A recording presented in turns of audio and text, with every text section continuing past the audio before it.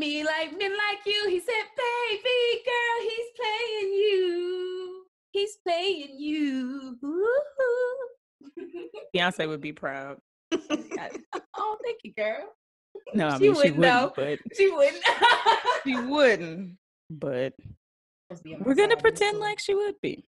Supposed to be on my side, but whatever. So Sunday was Father's Day. Mm-hmm. And I hope everybody had a wonderful Father's Day. My daddy, I sent him a voice message, not a voicemail, the little voice message thing. And before he even listened to it, he texted me and he said, the same tune, huh? Mm-hmm. And I didn't text him back right away.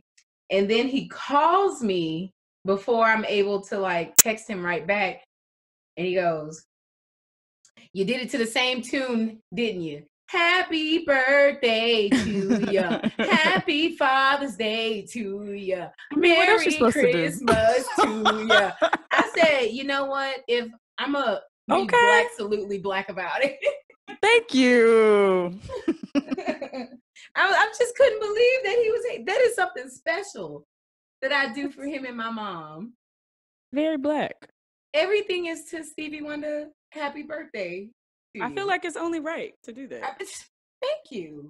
But how did your dad enjoy his Father's Day? He loved Father's Day because we all popped up at home. It was supposed to be a surprise. So we all went home and we gave him gifts. We cooked for him. You know, we trolled him. Of course. We had a good old time. And so he was smiling from ear to ear just about all day. So that made the whole trip worth it, even during the pandemic. It's the first time we've been home all year. Have not been to see my parents all year. We've seen them on Zoom and stuff, but right. It's the first time I've actually seen them in person in a very long time. You know, I've only seen my parents once too. I need to try to make it to them. So it was good seeing our parents smile and be happy. I think that's kind of like a part of our purpose. Like that's what we live for these days. Just seeing them happy. And when you get older, they like your babies. You used to be their babies. Now they're your babies. Now you raising them. So Father's Day got me thinking about Black fathers, of course, because this is a Blacknificent podcast. How important they are to the Black family structure and how negatively they're portrayed, and how it's really on us to change the narrative surrounding that negative image that keeps being put out about them. Right. Of course, they're not perfect. They are hella flawed, but you know, I think we can say that we still root for them no matter what. I agree. So I was telling somebody the other day, I was like, we always talk about how men are toxic, and this is true, but we still, like I said, we still root for them. We uplift them. We challenge them. We call them on their crap when it needs to happen. And it's just all of that. Two things can be true. Like they can be toxic and they can also be great fathers. You know? Yeah. So we love them for that. And so I really wanted to talk about just the myth of the Black dad being an absentee dad, because it's not true. Yeah. And that's just really unfortunate, because it's not just a myth, like you say, in the Black community, but it's kind of like a stereotype put on Black people by other communities too. There was one time Jordan was showing me some video on World Star, and when we went to the comments, these two people were arguing. One was Black and one was white, and then the white person said to the Black person, like, well, at least my daddy raised me. And you know, that's not the first time I saw somebody attack a Black person in the comments by coming at them about their family structure. At least I know my daddy. Right. So, and it's messed up, because for people like you and me and our friend group, we all have our fathers in our lives. So we never had that issue. And I definitely understand, and I feel for the people who didn't. But that's not the whole truth in the Black community. It's just not. Right. So this inaccurate perception that Black families are devastated by absent fathers, that whole thing, like, it's on us to break that, because that's a myth, and the data shows otherwise. So, like you were saying, this I don't know, storyline that they try to paint on us is reinforced in so many different ways. You see it in the news. Other cultures are saying it, like you were saying it. They believe it. Politicians falsely report on it. They run on stances like that. And so I was reading this article in the Chicago Reporter where this one guy was saying that there's a belief that society is devastated because the majority of African American fathers are not at home, nor are they involved in the lives of their children. So the solution is just for Black men to return to their responsibilities. And it's like, oh, it's that simple, huh? but that statement is a stereotype, and it's just it's wrong. And so if that is wrong, the truth, what is the truth? Fatherhood, when you think about parenthood, fatherhood is not defined by the living arrangement. Just because our dads were in the home, or just because someone's dad is not in the home, that does not make them less of a father. Right. And so there was this report by the CDC, because apparently the CDC is not just about the Centers for Disease Control, but it reports about a lot of stuff. They did a study on the involvement of fathers in their children's lives, and it verified that the majority of Black fathers actually live with their children. But you don't hear that in the media or in the news. 2.5 million Black fathers are in the home versus 1.7 million who are not. And that's a huge difference. And that goes completely against what they try to tell us. And, I hate to say this. But, and I hate to sound like, conspiracy theorists or Hotep, but I feel like, and when I read these things, to me, it goes back to white supremacy and that group trying to still make us feel like we're lesser than. That's not no Hotep-y. That's the truth. Yeah. So it's a tactic to undermine our group of people. Because it's just, this is not the first stereotype that they pretty much just pull data out of their asses and they kind of like presented it out there as if it was truth and that they did research on it. And this is not the first thing. It's just like all Black people are on food stamps. When the data shows that the majority of white people are the ones who are on food stamps. But the data actually don't matter, because even when you show them the data, they'll still deny that. They will try to find a way to explain it away. Living in the same home or not, Black fathers are the most involved of all primary recorded race and ethnic groups. So what you were saying is that they pulled this data out of their ass. A lot of times what they're doing with this data is they're basically taking marital and housing statuses as the metrics.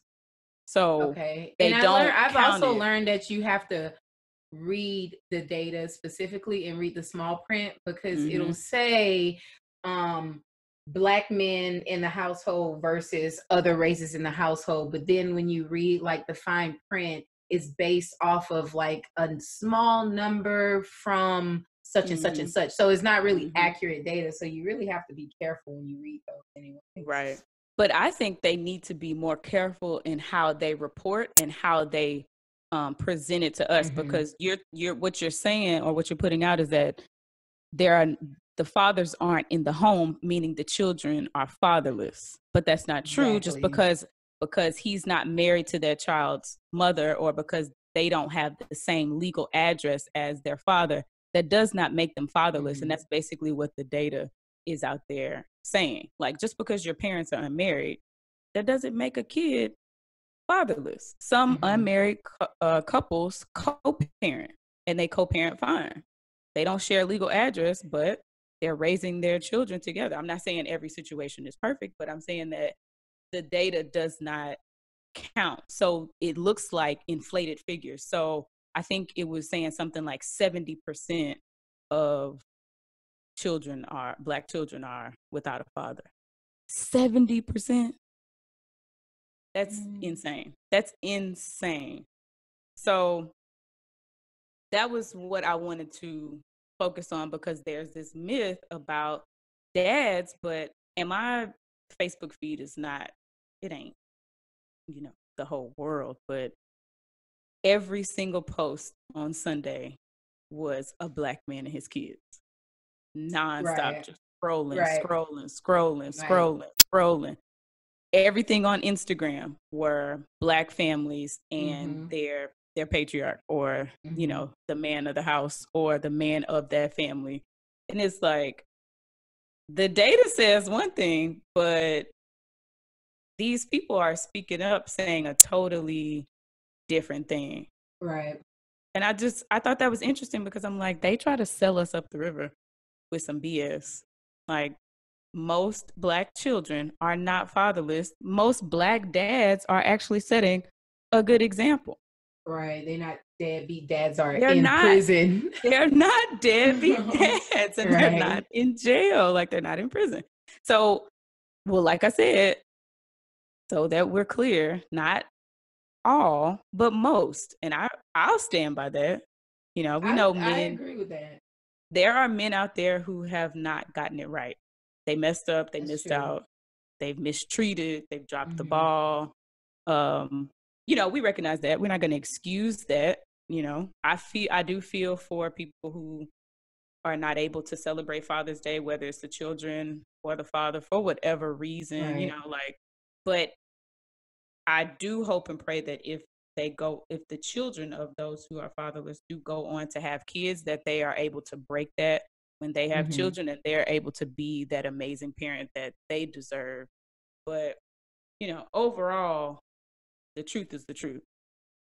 In my experience, with my dad was always around. Like, I've never had an instant without my dad being there. The only time my dad was gone for long periods of time was for work.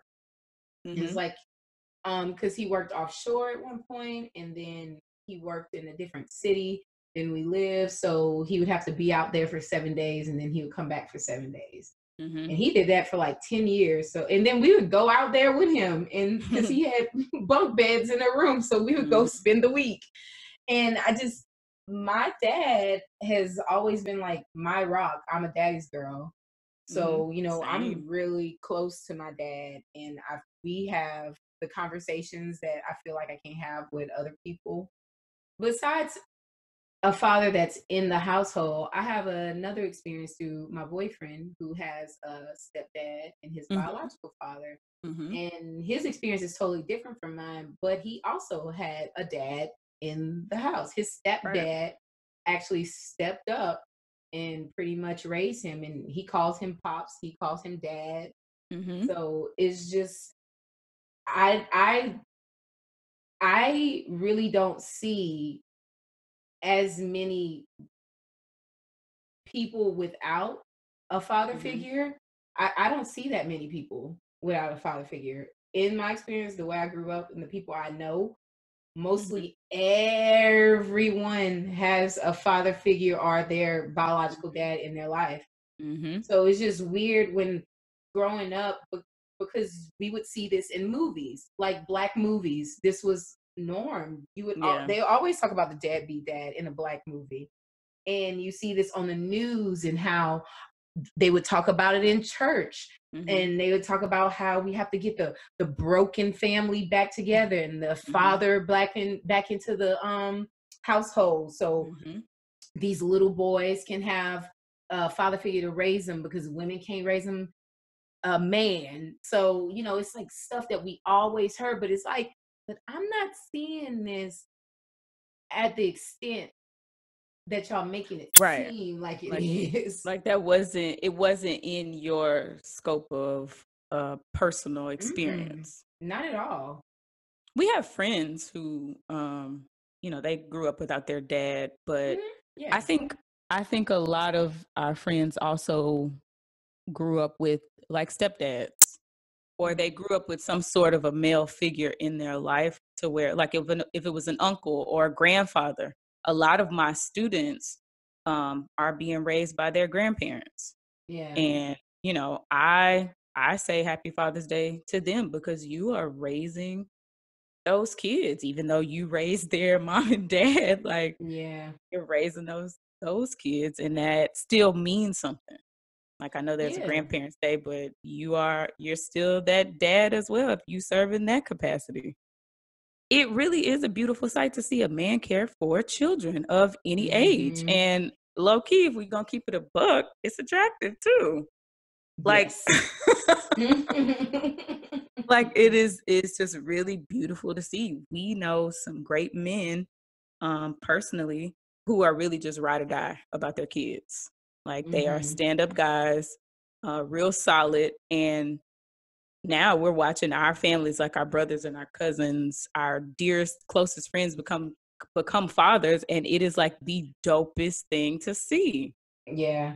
There's guys that I didn't even think would be ready for that kind of lifestyle, and they have stepped up to the occasion flawlessly. Yeah. And just transitioned right into it.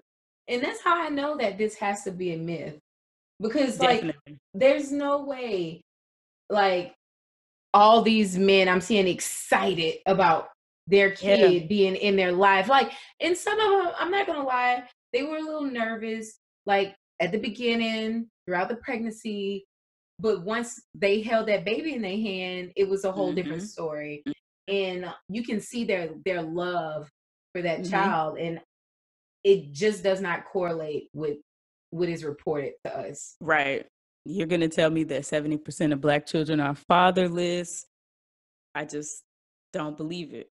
And then if you go and do your research, you will see that it's not true. So we have to re-speak the truth into that narrative. Like, of course, they're going to do whatever they can to try to cover us with a blanket statement like that, even when the data proves otherwise, because they think we won't go and search for ourselves.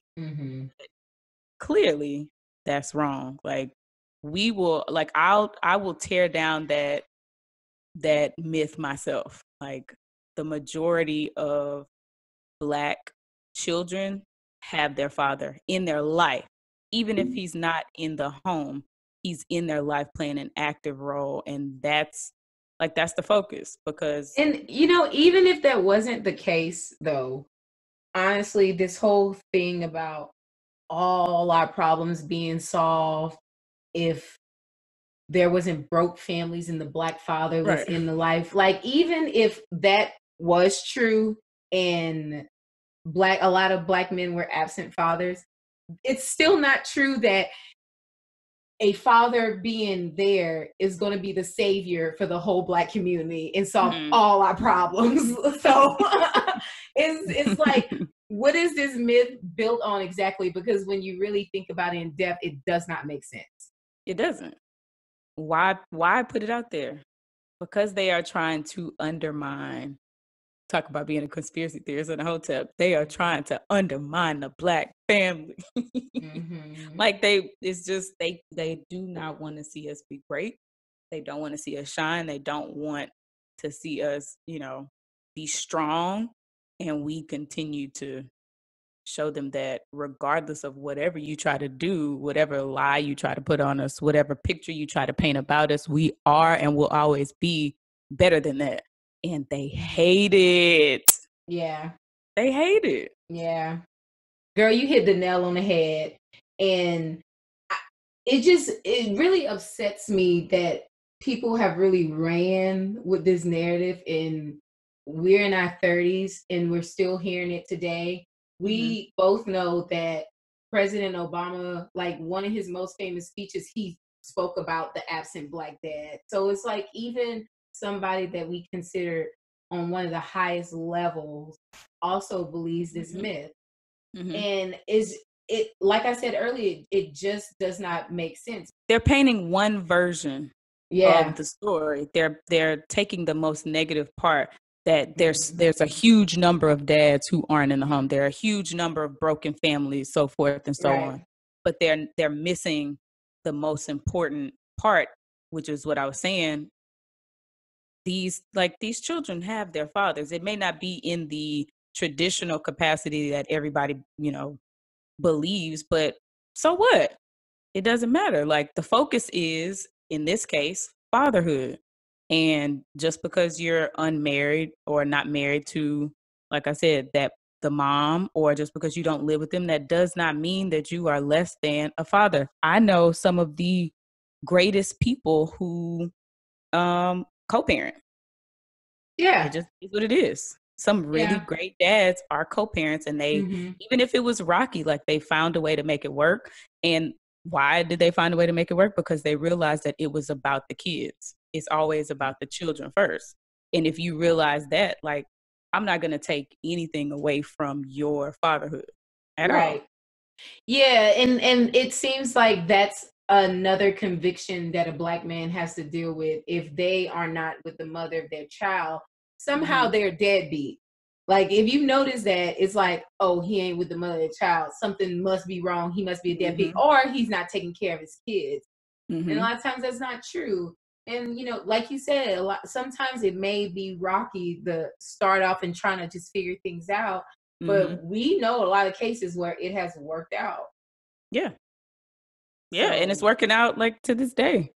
An absent Black dad does not decrease police officers shooting unarmed Black people.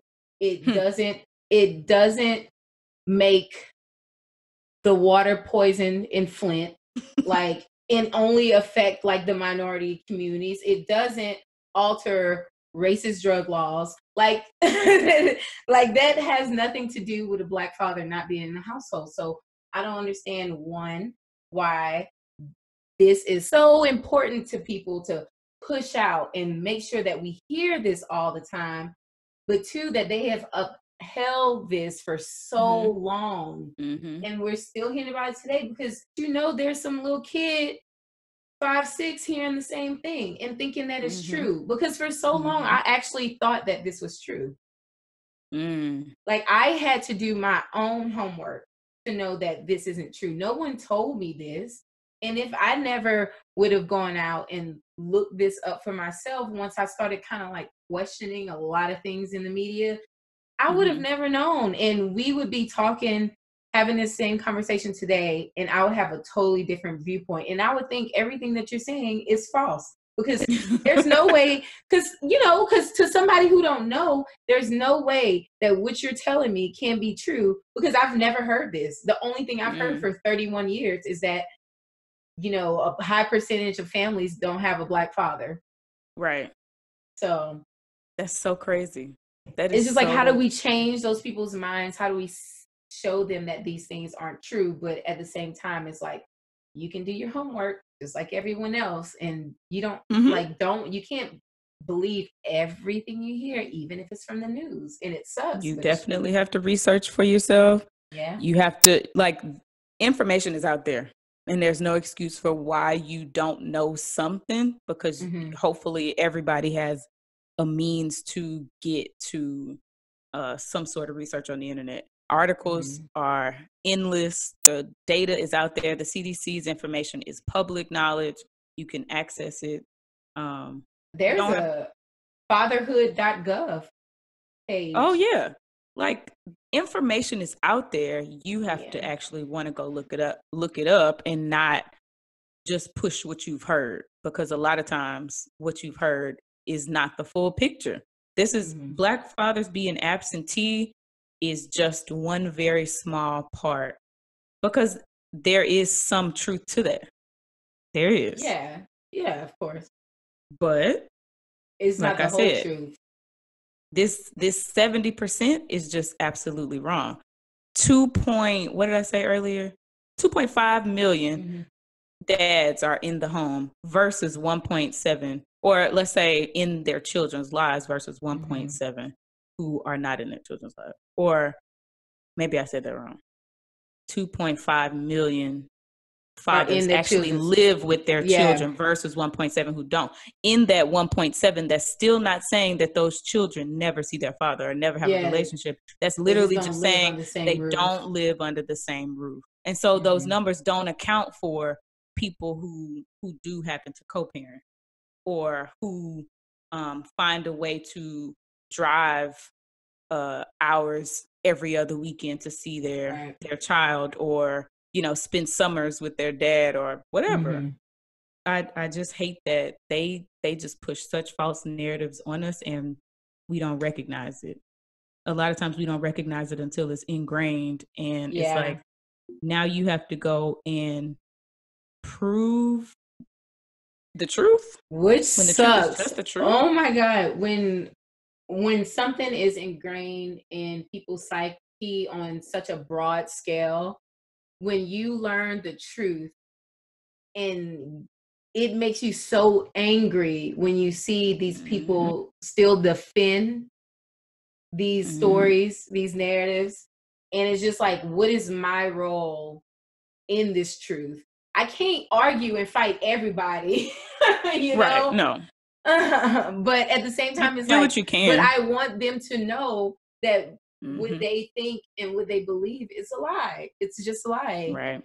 It's a lie, but how do you get the masses of people to believe a lie? First of all, like I said, they reinforce it in so many different ways. You see it in the movies, you see it on TV, you see it in the news. People are shoving it. Yeah, they're shoving it down your throat. Now, think about if they were actually telling the truth. How would the truth be reinforced? It's all just messed up. But the truth is the truth, and we're gonna keep telling the truth. I think slowly it's starting to show. Thankfully, we have social media, fortunately and unfortunately. But in this case, like on Mother's Day and Father's Day, I think it's a really good thing. Right. There's like a good side of social media, and a lot of times the good side is showing you what you don't see every day in the media and what the media portrays these people's lives to be. So that's like the good part of it. But I wanted to ask you, like, with your dad recovering from being sick recently, did you go into this Father's Day differently than other Father's Days that you've had with him? I think from the jump we all did, just because the severity of how sick he was. We realized that he could have not been here for this Father's Day. And so that instantly like changes your mind, and you think this is a moment that you should cherish for the rest of your life, and not ever take these types of moments for granted, because last Father's Day could have been it. And so that puts a lot of stuff into perspective. And so my mom really, I had already planned to go home for Father's Day, just because I am a daddy's girl. I was going to go see my daddy. But my mom was like, hey, let's get together. Your dad's feeling good. He's, getting back into his stride and stuff. So let's cook at the house. Let's play games. Let's do this. Let's do that. We got some gifts. We're going to, basically give him his day. And so we just kind of rallied together, and everybody showed up, popped up on him. And he was so excited and so happy. He did a little jig. He likes to dance. He got that infamous smile and laugh, and it lights up the room. So he was happy. And honestly, I would have driven 12 hours just to hang out with him for the weekend, because you think like he ain't too far, removed from being in the hospital and stuff like that. Right. So, that was seeing him at his worst, and now it's really a blessing to see him up and being himself again. So we had a good time. And I think we, just as a immediate family, we really have learned over the years to cherish every moment. So when we go home, it's like, we gonna spend time together, and it's just like seamless. We don't have to force anybody to do anything. Everybody wants to spend time together. So it just flows. Like, we had such a good time literally talking that we didn't even get to the games. I was like, oh yeah, we're supposed to play games.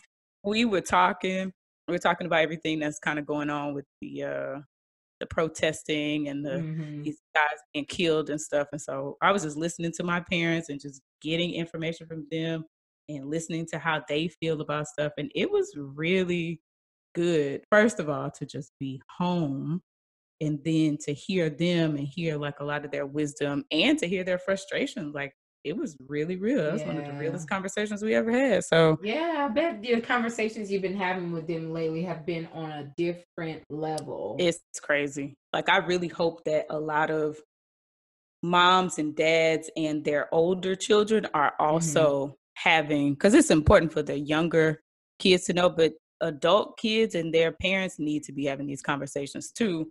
Because That's so true.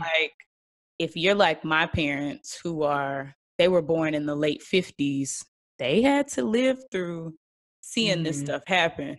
And so they definitely have feelings, hardcore feelings Right. about what's happening right now because this is their second go round basically. So That's good. that's really that's what we do. I'm so jealous. I didn't even get to see my dad. Unfortunately, I'm on 14-day quarantine because somebody at my job had COVID, so I'm on a self quarantine. And so it wouldn't be smart for me to go visit them anyways. But did y'all FaceTime or anything? Yeah, me and my dad, we FaceTime all the time. That's good. And then when he called me back, because he didn't answer the phone initially on Father's Day, but when he called me back, we had pretty much the same conversation. It was like, Happy Father's Day. I sang to him, and then he made fun of me for always singing the same thing. And then the conversation went right into like the protest and what's going on. And my dad, my dad is like a historian. So he's like rambling off all these facts to me. So it's good to talk to my dad about that kind of stuff because my mom is more on the side of she's an advocate, but she does not like to talk like about it a lot because her thing is like, when I can get the chance to have my peace, I'm having my peace. And when I'm with your daddy, we talk about it all the time. So I'm not talking about it with you too. That's how my mom is, which I understand. Because she tells me all the time, like, you are your daddy's daughter. I mean, yes. Have you seen y'all? So, it's just you get older and you see like, okay, like they're getting older too. My dad would say all the time to us, I'm not gonna be here forever, huh? And I used to be like, when I was little, oh my God, girl, when I was little and even up in my 20s, when he would say that, I would say, yes, you will. Aw. Or he would say, I don't know everything. And I go, yes, you do. Because daddies know everything. They just do. I mean, I definitely grew up feeling like my dad knew everything. And when I grew up, I realized that wasn't true. Yeah, he did. Yeah, I mean, now. I realized that it wasn't true, but still to me, he's extremely wise. Yeah, but we realize that our moms know everything now. That's why they were so mad. Everything. She know everything. Right. Okay. Try it out and see. But my dad is really wise and just really smart. And he has a way of thinking about things that it seems like will basically lead him to the right answer. I'm not saying he is perfect because he makes mistake after mistake, but you can recognize the human in your parents now. Before it was just like, they were very strict or, whatever. One was the fun parent, one was the strict parent. Yes. Now you really see that they are fully human. They make mistakes. I feel like I'm at the point where I can be friends with my parents because I grew up definitely with my parents telling me, never be my friend. I ain't your friend. I ain't one of your little friends. But now I really, I feel like at 31, me and my mama talk like girlfriends. Yeah, me and my daddy, we chop it up like we homies. And I think I think it's really cool, but sometimes you got to turn on that daddy's girl charm. That's true. There's times when I be like, "Hey, daddy," he'd be like, "What you want?" That's what he told me. You're such a good daddy. One of my favorite things, and like you and I have had this conversation before, but one of the favorite things that we can do with our parents now is tell them when they're wrong. Ooh. I've tested that one out a few times. I have to admit though, it's easier with my dad than it is with my mom. When I tell my dad, now daddy, you're not supposed to say that. Oh, I'd be lighting my daddy up with those. Oh my God. All the time. What it is with old black men. Old black Southern men at that. I'd be lighting him up with wrong thing. All the things you can't say in public. My dad is the king of that. And I think he lives for it. And I'm like, you can't say that. He definitely gets a kick out of it. Oh my God. My dad be like, why can't you say it? I'm talking to my daughter. And I'd be like, because your daughter does not say things like this or let people allow people to use this type of language around her. Right. And then he'll do this thing. And it's, it's my dad, but it's like so cute. And it's kind of like, oh, okay, Dad, well, I forgive you. Where he'll just be like, oh, okay, I'm gonna stop. Like, one, I know you're lying. Like, two, I know you're just telling me what I want to hear so I can shut up. But it's cool. As long as you don't say it around me, it's cool. It's so, like, my dad is not PC at all. And we have to teach him all the PC terms. And it is crazy because he will just flat out say he'll say some racist stuff. And I'm like, you can't say that. Like, on top of that, like, I'm trying to tell him in a nice way because I'm trying to make sure my mama don't hear him saying that stuff before she basically rips him apart. I'm trying to save his life. I'm trying to save your life right here.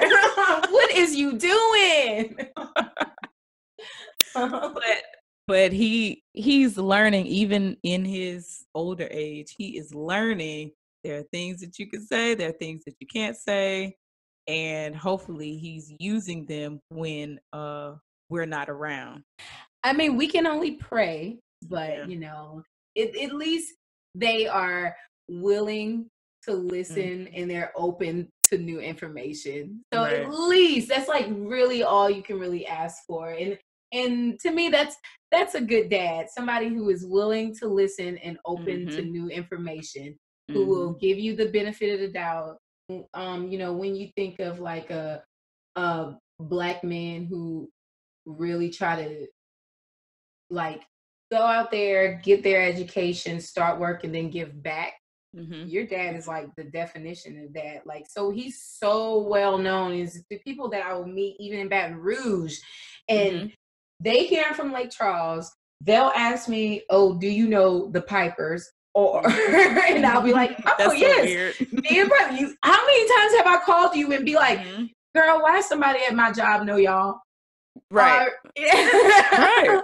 So it's just like, he's just so well known in Louisiana. It's just, it's crazy, like how many people know him. And you're right. Like, it's really like a testament to how good of a father and a father figure he was to other people as well. And a lot of people don't have that. Right. And I feel bad for not just people that we know, but people that we don't know who didn't have that father figure in their life. And I'm not saying that you have to have it in your life for you to be your best, for you to have this, you know how they try to make it seem like if you don't have a father in your life, you just not gonna have this and this. You're gonna wind up in jail. You're not gonna graduate from high school. You're gonna grow up with some insecurities about yourself, and you're not gonna know who you are, and stuff like that. And a lot of times, a lot of that stuff happens when you have a 2-parent household. It happens if you have a 1-parent household. It happens if you were raised by your grandparents or raised by an aunt or uncle. It just happens. So it's not necessarily that you need to point the finger at the dad or the mom. But because sometimes you got to know that you're not missing out on anything, because that father that you could have had could have been worse than the father that you didn't. Yeah. So, it's kind of like, perspective. You got to keep everything in perspective. And then, like, that's why I have such a problem with these blanket statistics that they try to throw and try to paint Black families with, because a lot of individual stories are just amazing. a lot of individual stories get swept under the rug and they get bypassed. And it's like, we have amazing things happening in the Black community that y'all don't care nothing about. But it's up to us to keep shining a light on those things. So that's why I thought it was really like important to just talk about today, even though Father's Day was like 2 days ago.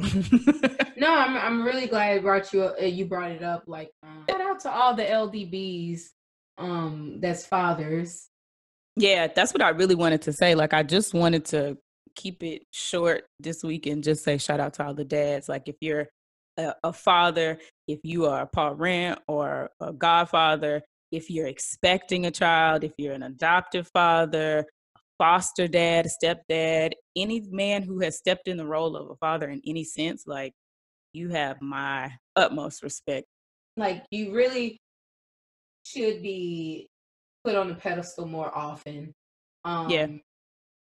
Like, absolutely, it sucks that we a lot of times. Well, I don't know if they should be put on a pedestal. I don't know if they should be put on a pedestal because you had the child.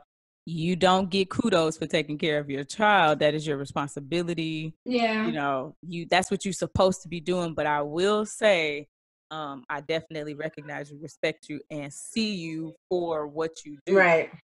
Because maybe pedestal is too high because you're not supposed to. You don't give a fish water for swimming. So that's what you are supposed to do.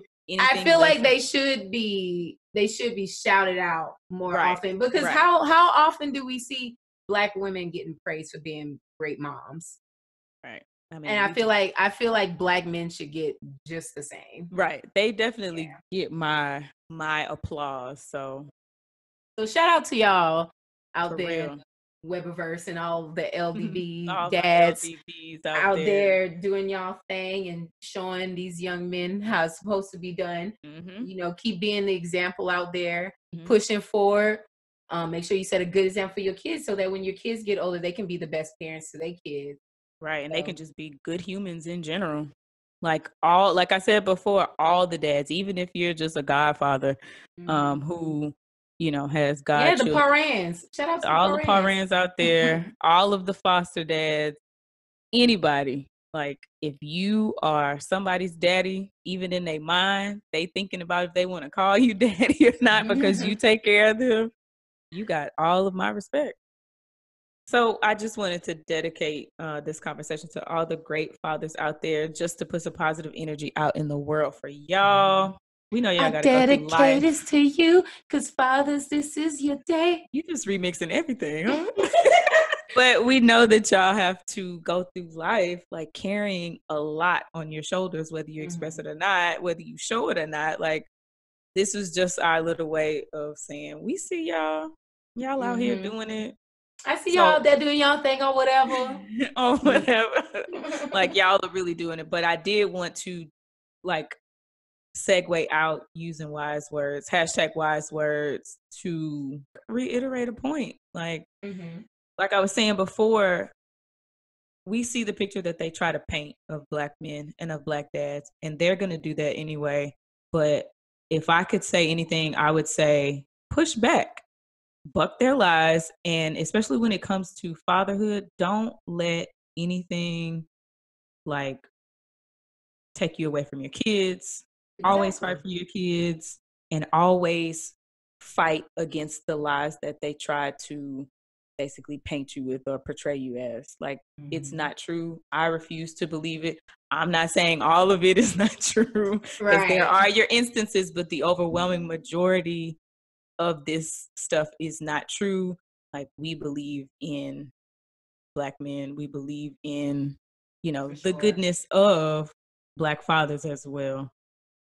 And my wise words for this week, which is crazy because I scrambled when you said wise words and I was like, oh crap, I didn't have anything. And as soon as I opened up my notes, because I don't have my journal on me, something popped up right away. So, and it fits. Okay. Don't be too distracted by creating the perfect picture that you miss the blessing right in front of you. That's my wise words to the fathers out there. Guys, you know, a lot of times we know y'all work hard. We know y'all try to do y'all thing. But remember about the blessings in front of you. Don't be too distracted by what's going on in your life. That you miss everything that God's putting in your life right there in front of you. Preach, preach. Whoop, whoop. Those were dope wise words, Jeanne, as always. Thank you for talking to me. And I will talk to you next week for another not so private conversation. All right. Bye. Bye.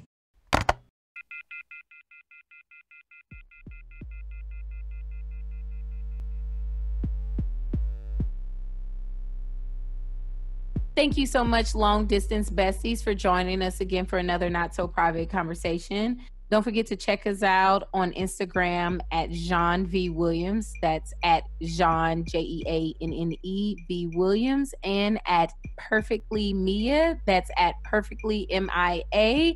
And if you have any topic suggestions or any questions, shoot us an email at notsoprivatepod@gmail.com. Make sure you hit the subscribe button. We definitely appreciate it. Remember to leave a review on Spotify, Apple, and Google. You can also find us at Radio Public, Pocket Cast, Overcast, and Breaker. And you can find us on anchor.fm/notsoprivatepod. Now you can also hear us on YouTube. Subscribe to our YouTube channel, the Not So Private Podcast channel. Now, with all of that being said, join us next time for another not so private conversation.